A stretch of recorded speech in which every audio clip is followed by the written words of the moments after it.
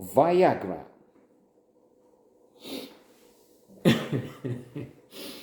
Very important. Very important. I don't take it. I don't need to.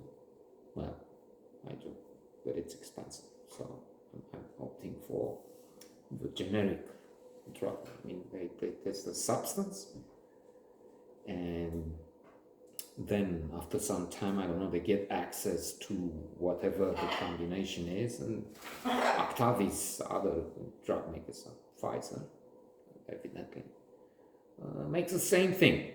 Only they charge you 3 times less. I think that was the rate when I looked for it for the first time. I don't know what it is now.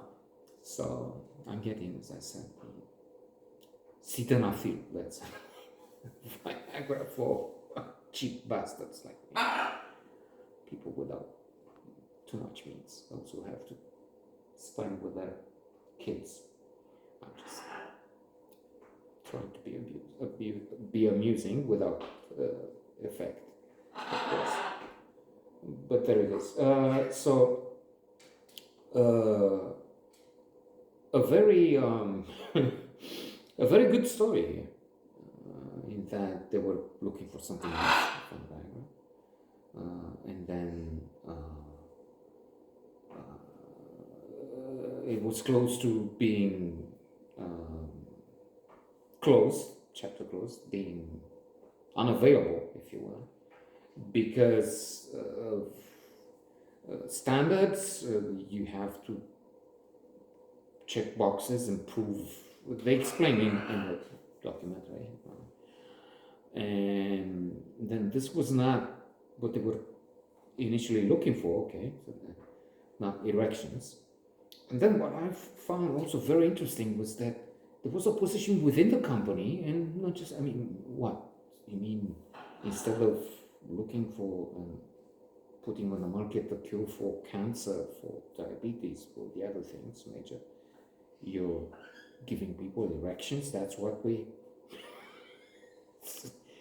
Only sexual health is very important, as important.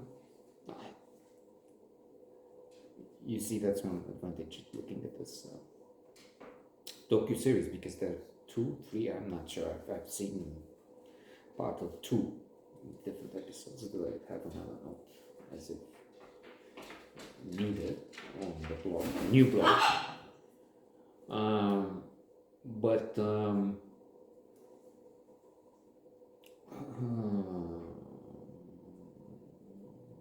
It is connected. I mean, if you can't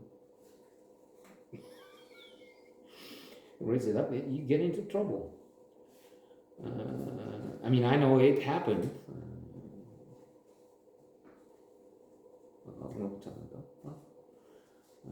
You're not ready, as in you don't have an erection, so which doesn't help, of course. Man. It's a question of routine. It's a question of aging, I guess. I don't know. I'm still young and restless. 60s is the new 40s, right? So I'm just 35 years old. But there is also and let's finish with this, the Coolidge effect. There's a hedonic adaptation, there's a honeymoon effect, mentioned by Tal Ben-Shahar in his most popular positive psychology lectures at Harvard, the most popular lectures in the history of Harvard, by the way. You can find them online.